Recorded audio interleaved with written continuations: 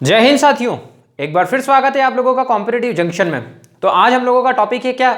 Ratio proportion, अनुपात समानुपात से related हमारा नेक्स्ट टॉपिक रहेगा आज का। तो इसको पढ़ने से पहले मैं आप लोगों को कुछ चीजें बताना चाहता हूं। सबसे पहला काम तो ये आप लोगों के बेसिक फंडे क्लियर होना चाहिए। अगर आपके बेसिक फंडे क्लियर नहीं है तो आपका काम नहीं बनेगा।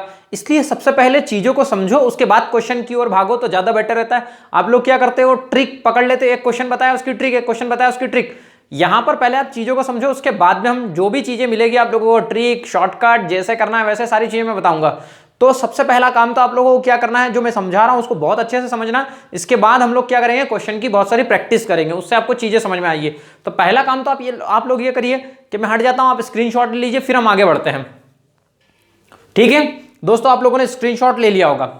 अब पहले तो ये चीजों को समझना कि मैं ये क्यों चीजें बता रहा हूं। इतने सिंपल से क्वेश्चन एग्जाम में आते हैं और बच्चे उसको गलत कर देते हैं, क्योंकि वो क्या एक ही चीज के पीछे भागते रहते हैं कि कहीं से कुछ क्वेश्चन की ट्रिक मिल जाए और उनका काम बिगड़ जाता है। तो सबसे पहले हम बेसिक को समझते हैं, फिर उसके बाद हम लोग करते हैं एडवांस की ओर। देखो, अनुपात और समानुपात, रेशियो प्रपोर्शन क्या होता है, अनुपात की डेफिनेशन में बता चुका हूं, प्रपोर्शन की डेफिनेशन में बता चुका हूं, समानुपात की डेफिनेशन बता चुका हूं, इसकी प्रैक्टिस क्वेश्चन करवा चुका हूं। बेसिक से जो क्वेश्चंस होते हैं उनकी प्रैक्टिस मैंने करवा दी है। अगर आप लोगों ने हमारे पुराने वीडियो नहीं देखे हैं तो पहले पुराने वीडियो देखिए, उसके बाद इसको करिए, ताकि आप लोगों के सारी चीजें फंडे क्लियर हो। और खास करके वो जो खाका बना के दिया है, बेसिक स्ट्रक्चर बना के दिया है, उसको देखिए ताकि आपको समझ में आए पढ़ना कैसे है। ठीक, तो दोस्तों हम लोग सबसे पहले समझते हैं कि रेशियो प्रपोर्शन के अंदर क्या क्या चीजें आती है।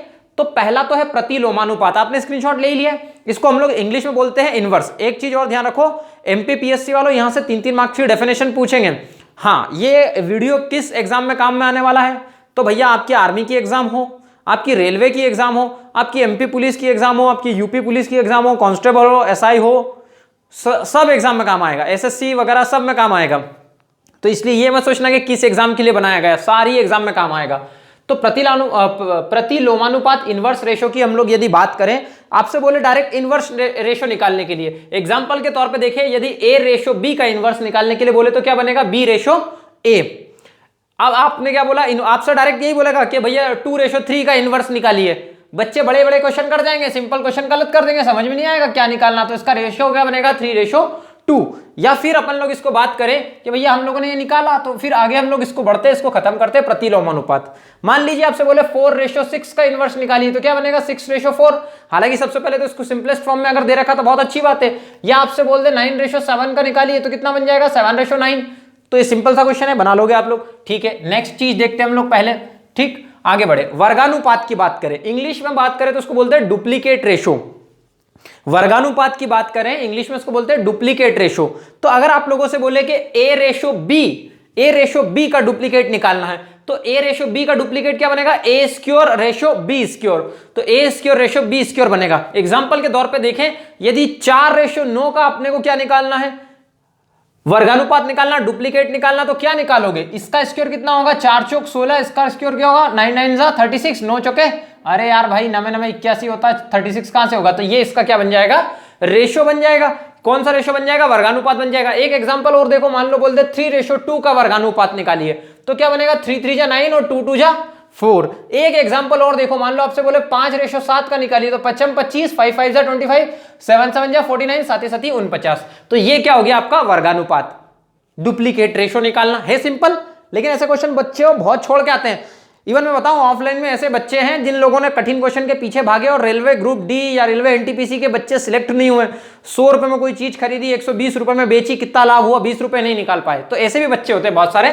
ठीक है, तो ये वर्गानुपात भी हम लोगों का हो गया। यहां पर हम लोगों ने डुप्लीकेट भी देख लिया। ठीक है, ये चीज हम लोगों ने समझी।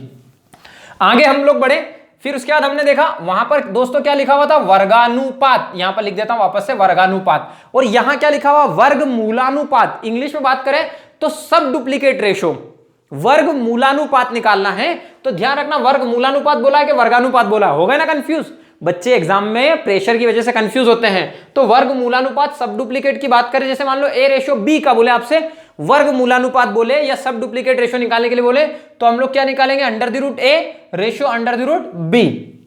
एग्जाम्पल के तौर पे देखें, अगर आपसे बोले 9:16 का क्या निकालिए, वर्गमूलानुपात निकालिए, सब डुप्लीकेट निकालिए, तो आप क्या करोगे, √9 रेशो क्या बनेगा, √16। तो इसको जब बाहर निकालेंगे तो क्या बन जाएगा, 9 किसका स्क्वायर है, 3 का, 16 किसका स्क्वायर है, 4 का, तो क्या बना, 3:4। 4 बना दोस्तों। अगर हम लोग बात करें किसकी, मान लो आप लोगों को निकालने के लिए बोल दे ऐसा कि 25 और 16 का सब डुप्लीकेट निकालिए। अगर आपसे बोल दे 16 और 25 का वर्गमूलानुपात निकालिए, तो क्या बनाओगे आप, under the root 25 ratio under the root 16। तो बाहर निकालोगे तो कितना बचेगा 5, और ये 16 बाहर निकालोगे तो कितना बचेगा 4। तो ये बात समझ में आई क्या दोस्तों आप लोगों को? वर्गानुपात और वर्गमूलानुपात में संबंध समझ आया क्या आप लोगों को, किस तरीके से हमको निकालना है? या एक और बात करें आप लोगों से, मैं बोल दूं आपसे क्या, मान लीजिए मैंने बोल दिया 144 रेशो आप लोगों को दे रखा 169 का, आप क्या निकालिए, वर्गमूलानुपात निकालिए, सब डुप्लीकेट निकालिए। तो क्या करोगे आप, under the root 144 ratio under the root 169, और जब इसको बाहर निकालोगे तो क्या बनेगा 12 रेशो 13। अब आप बोलोगे कि ये कैसे हम लोगों को पता चलेगा कि 12 रेशो? तो दोस्तों स्क्योर निकालने की बेस्ट ट्रिक 1 से लेकर के 1000 तक, एक ही ट्रिक से, फालतू की ट्रिक मैंने अलग अलग नहीं बताई है कि 1 से 25 तक अलग, 25 से 100 तक अलग, 25 से 75 तक अलग, फिर 100 से लेकर के 500 तक अलग, 100 से लेकर 1000 तक अलग। सिर्फ एक ट्रिक 1 से लेकर 1000 तक स्क्योर का वीडियो डाला हुआ है, आप लोग जाकर देखिए, आपको समझ में आएगा। ठीक है, तो ये चीजें आप लोगों ने क्लियर की। अब हम लोगों को बात करनी है किसकी, घनानुपात की। अगर इंग्लिश में इसको बात करें तो क्या बोलेंगे, इसको triplet ratio, sorry triplicate ratio बोलेंगे। घनानुपात की बात करें तो इसको बोलेंगे ट्रिप्लीकेट रेशो। और ए रेशो बी का अगर हम लोगों को बोले ट्रिप्लीकेट रेशो निकालने के लिए तो क्या बनेगा, ए क्यूब बी क्यूब। जैसे कि हम लोग बात करें 3:4 की, अगर हम लोगों को इसका क्या निकालना है, ट्रिप्लीकेट रेशो निकालना है, घनानुपात निकालना है, तो 3 का क्यूब कितना बनता है भैया मेरे, बोलो हाँ ना यार, 3 का क्यूब कितना बनता है, कुछ तो बताओ। तो 27 बनेगा दोस्तों मेरे, 3 तिया 9, 9 तिया 27। और 4 का कितना बनेगा 64, 64, 4 चौक 16, 16 चौक 64। अरे भैया नहीं आता है तो 3 का क्यूब रेशो कितना, 4 का क्यूब, मतलब 3 का 3 बार मल्टीप्लाई और 4 का 4 बार मल्टीप्लाई। मैं पहले ही बता चुका हूं कि बहुत समस्या आती, बच्चों को नहीं आता ये 3 का क्यूब का मतलब क्या होता है, इसका मतलब नहीं समझ में आता, वो मल्टीप्लाई कर देते क्या, 4 मल्टीप्लाई 3। और ये प्रॉब्लम मैंने बहुत ज्यादा फेस की है बच्चों को पढ़ाते वक्त, इसलिए इतना बेसिक से बता रहा हूं मैं चीजें आप लोगों को। या मान लो आपसे बोले कि 2 रेशो, मान लो आप लोगों को बोले किसका निकालने के लिए, 3 का। क्या निकालना आपको, घनानुपात निकालना, ट्रिप्लीकेट रेशो निकालना है। तो क्या कर देंगे भैया, 2 का क्यूब रेशो 3 का क्यूब, 2 का क्यूब कितना हो जाएगा 8, और इसका कितना हो जाएगा 27। ठीक है, ये आप लोग ध्यान रखिएगा। तो घनानुपात निकालना, अब वापस से ध्यान रखना, यहां पर घनानुपात है, ट्रिप्लीकेट रेशो है, और हम नीचे पढ़ने वाले क्या, घनमूलानुपात। घनमूलानुपात की बात करें तो घनमूलानुपात को हम लोग बोलते हैं इंग्लिश में क्या, सब ट्रिप्लीकेट रेशो। सब ट्रिप्लीकेट रेशो निकालने से पहले हमको समझना है कि ए रेशो बी दे रखा है, तो इसका सब ट्रिप्लीकेट रेशो क्या निकलेगा, ये अंडर द रूट ए, उसके ऊपर क्या बनेगा पावर √3, और यहां पर बी का क्या हो जाएगा इस तरीके से, तो ये क्या हो जाएगा क्यूब रूट कहलाएगा। क्यूब रूट निकालना पड़ेगा इसको, अपने को पावर नहीं बोलेंगे, क्यूब रूट बोलेंगे। तो इस तरीके से हमको ध्यान रखना है। अब एग्जाम्पल के तौर पर यदि हम लोग देखें कि अपने को घनमूलानुपात निकालना है किसका, 64:125 का, मान लो 64:125 का निकालना, तो क्या करेंगे, under the root 64 ratio under the root 125। अरे भैया ये 64 किसका स्क्वायर है, सॉरी क्यूब, किसका क्यूब है, 3 का क्यूब है कि 4 का क्यूब है, 4 का क्यूब है दोस्तों। तो 4 का क्यूब है तो अंडर द रूट कितना बन गया, ये 4, और ये किसका है 5 का। तो ये चीजें हम लोगों को ध्यान रखनी है। ठीक है, एक कुछ गड़बड़ हुआ क्या, तो सॉरी ये गड़बड़ हो गया ना, ये कुछ गड़बड़ हो गया, जब हम इसको बाहर निकालेंगे तो 4:5 बचेगा ना, क्या यार दोस्तों 4 रेशो कितना बचेगा 5 बचेगा, जब इसको बाहर निकालेंगे तो गड़बड़ कर दिया। तो इस तरीके से हमको क्या निकालना, घनमूलानुपात निकालना। क्यों, ये क्यूब से क्यूब क्या हो जाएगा, कट जाएगा मेरे प्यारे दोस्तों, ये क्यूब से क्यूब क्या होगा, कट जाएगा। तो 64 का कितना हो जाएगा 4, और 125 का कितना हो जाएगा 5 हो जाएगा। सॉरी दोस्तों गड़बड़ हो गया। आगे बात करें घनमूलानुपात की, फिर उसके बाद हम लोग आगे बात करते हैं किसकी, घनमूलानुपात की बात करें, फिर उसके बाद हम लोग कहां पे आते हैं, मिश्र अनुपात पे, कंपाउंड रेशो। कंपाउंड रेशो की बात करें, मिश्र अनुपात की बात करें, कंपाउंड रेशो की बात करें तो कितना, ए रेशो बी दे रखा है आपको, सी रेशो डी दे रखा है, ई रेशो एफ दे रखा है। तो क्या करना है अपने को, पहले पहले वाले का मल्टीप्लाई, पहले पहले वाले का मल्टीप्लाई करना है अपने को, ये पहले पहले वाले का मल्टीप्लाई।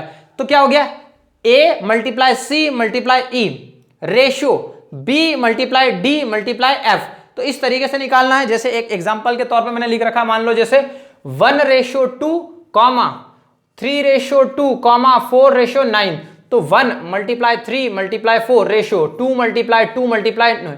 तो पहला पहला पहला और दूसरा दूसरा दूसरा, 4 तिया 12, 2 दूना 4, 9 चौके 36, तो 12, अब 12 से कट रहा, 12 कम 12, 12 24, 12 36, 1:3, ठीक है।